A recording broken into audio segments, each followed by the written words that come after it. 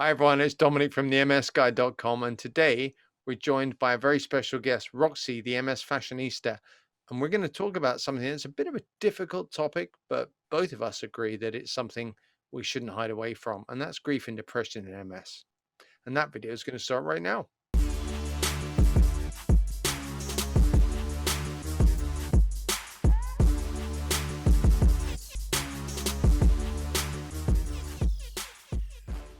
Hey Roxy, how are you? Hi, how are you? Thank you for having me today. Oh, it's brilliant. Can you tell us a bit about yourself, please? Yeah, I can. So I'm Roxy, the multiple sclerosis fashionista. I've had MS technically from the age of 18, but I was only formally diagnosed around the age of 26, I think it was. And since then, I've been advocating for MS. I run my own podcast, Sick and Sickening podcast. So, Sick and And Sickening, it's called. yes, sick Right, and sickening, right. because my whole thing, because I do fashion, is we can be sick, but we can also be sickening. And then sickening, in my terms, is fabulous. How fabulous we are as chronic illness warriors, that nothing should be able to take that away from us. I'll put the link in, by the way, in the description. Thank you. That's all right. I'm 33. I live in London, and I run my own merchandise company, which is also called Sick and Sickening, where I make really cool mobility aid and MS warrior style merchandise for people to buy that's actually cool. When we were talking earlier, we were talking and deciding on a topic to speak about, and it's grief and depression. Now, I've had MS for 28 years. You've had it for considerably shorter time, and I think it varies hugely. I have my head in the sand personally for quite a few years, but maybe you could just talk to us about what you're thinking about when you're talking about the grief and depression.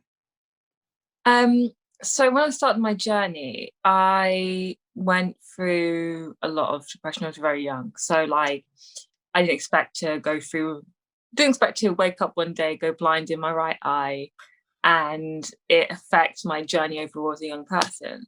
So I didn't know how to handle that. And Mm. I went through depression, but I wasn't necessarily aware that it was happening.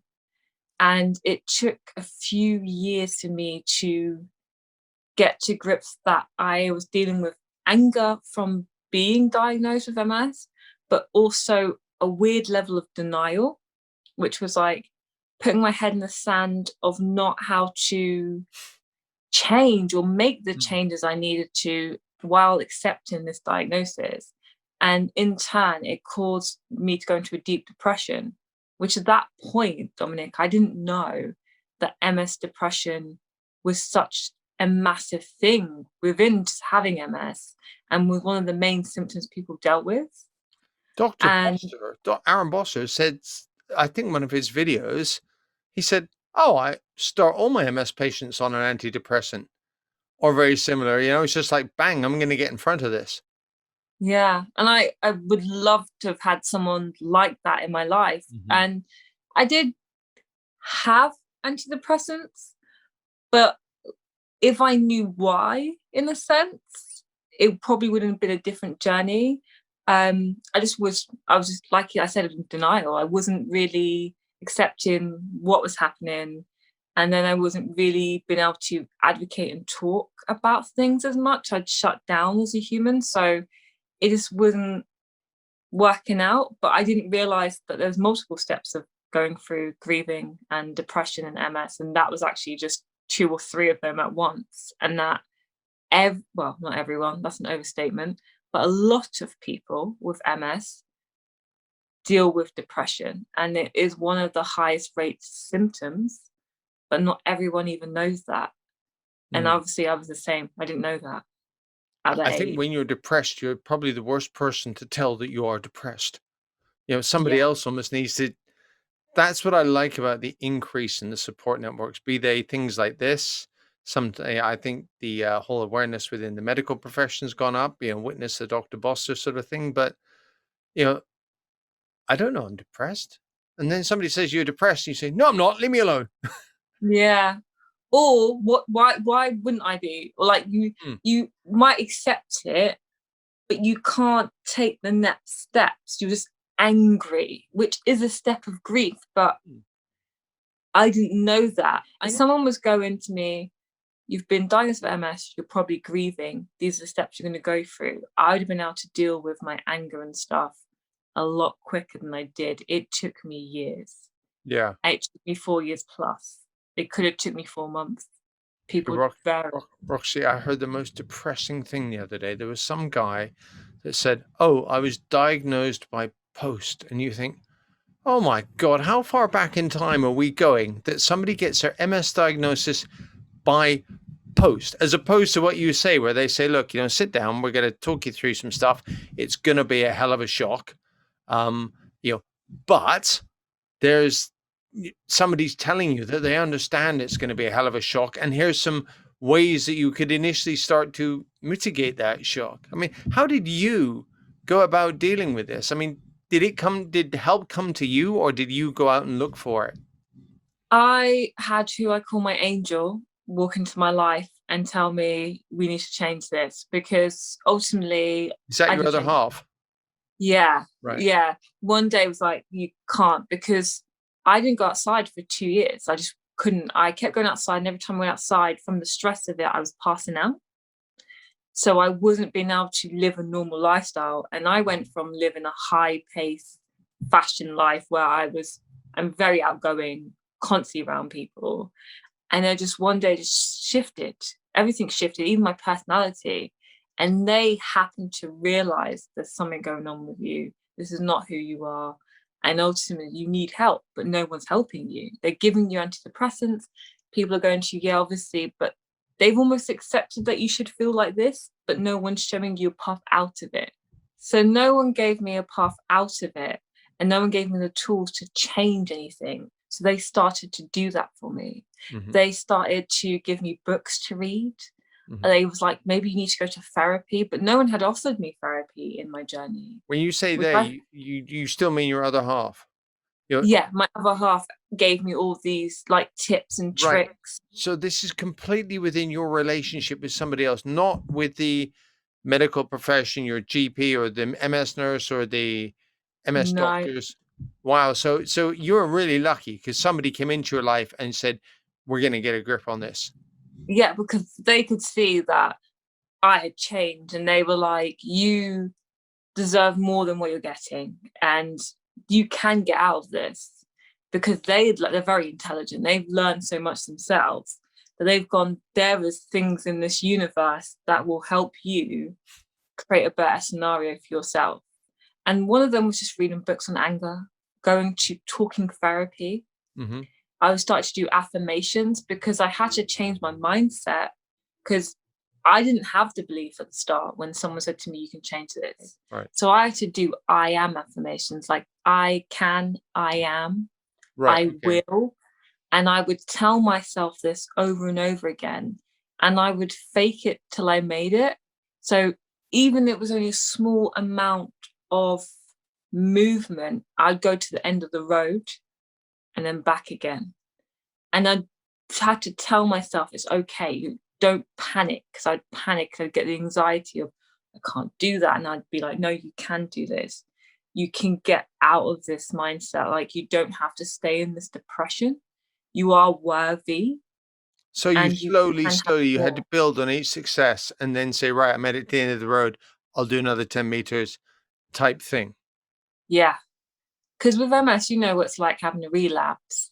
It can affect everything from Yeah. ability to your mental health, and you have to rebuild like everything else, like you build a muscle. And my brain is a muscle, and I'm trying to rebuild those thought patterns and change them and It create those frightens the new hell out of neuro me. pathways. That's my reaction. Is it frightens you because you think, oh no, is this it? Is this the one that I'm not going to come back from? Is my eyesight never going to get better again? Or is my speech never going to get better again? Or, you don't know, do you? It's It's unsettling. Let's put it like scary. that. Yeah. It is, because every relapse you can have a different symptom occur and a new thing, and that in itself can be scary, because you're like, am I progressing? Is this a pseudo relapse? Is this like a full blown relapse? So you're constantly having to figure something new out of MS. So I felt like going through those process of grieving, being like, am I in denial? Am I angry? Am I just sad? Can I stop putting in changes? Because you have to always adapt with MS. It's constantly something you adapt with.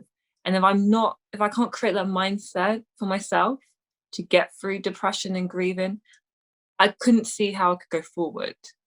I also think it's really important to give yourself permission, because if you say, "Am I angry? Am I?"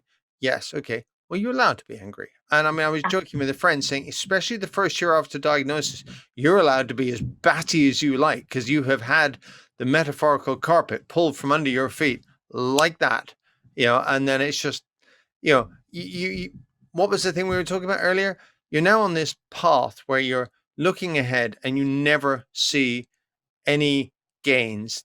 Looking ahead is all about how are you going to lose abilities. And you can look behind you and see what you once were, but you Yeah. can't look ahead with any. You've got to get your head around the fact that it's not the end of the world, but it's different from what you were when you were, say, 15.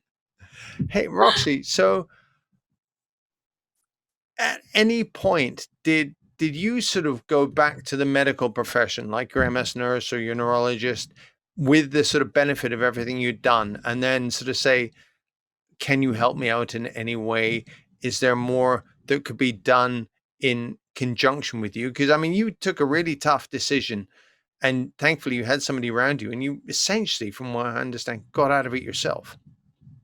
Yeah, I had to, but I also, for me, the right thing to do at that point was to come off my antidepressants because I was taking so many different pharmaceutical drugs, and Mm. that was not my overall treatment, but just the amitriptyline and the sertraline and the multiple, and they were interacting for me together. And actually, for me, I felt it was making my depression worse.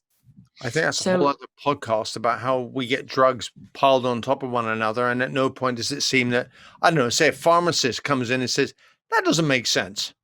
You've yes, got that and absolutely. that and that and that and that, and A and D don't play well together. It's, but we're sitting there merrily chugging them down because somebody just try this now. Because you're trusting you, Yeah. I'm overly trusting the people, like I said, because I'm in depression and grief. I've just given over everything to someone else. I've gone, okay, well, they know best, but not realizing actually, Rox, you're going through sadness and depression right now. It's okay, like you said, have your year, have your 6 weeks, 6 months, 6 days, however it is for each person is different. Hmm. But know that you know best. Even though you don't know enough about MS, you still know, your gut instinct knows what you really should, what is right for you. It's not going to be the same for me as it is for you, but we could be in the same room offered the same things and we'll know whether we should or shouldn't do this for ourselves. Right. Roxy, we could keep talking about this for hours and hours and hours, couldn't we? But if you were going to sum up for people, if it's a patient newly diagnosed, let's say, who's just watching, thinking, I'm trying to get my head around this whole bloody MS thing, what would you say to them as it's absolutely crucial that they need to do? I would say sit down with yourself and give yourself time to process how you feel. If you're angry, that's fine. If you're sad, that's fine. Cry, scream if you need to, but then take a moment to basically take the steps to release that emotion. So, whether that is reading books, whether that is joining the community, watching videos like this, speaking to other MSs, we're all there to help. And we all love to help each other so that you have nicer, easier journeys than, say, we previously did because we didn't have these resources. Yeah. There's abundance of books that are there to help you. And reach out, ask for help. There's no shame in ask for help Hmm. and try to adapt. You will have to make changes, whether that is your lifestyle or how you outwardly see the world. And it's not going to happen overnight. You're not going to change everything in 2 weeks. It might take 2 years, but you have to want to implement that change and take it slow and steady. And nothing you do is wrong. Just know that. And you didn't cause this. So it's okay to feel those emotions. You are so spot on. It was somebody else I spoke to, and he said, "You've got to remember, it's not your fault." Yeah. So yeah, I think that's a perfect note to end it on, Roxy. I really appreciate you coming on the MS Guide and taking the time to share your experience with us. Thank you so much. Thank you. Honestly, it's been My pleasure. great. Bye bye.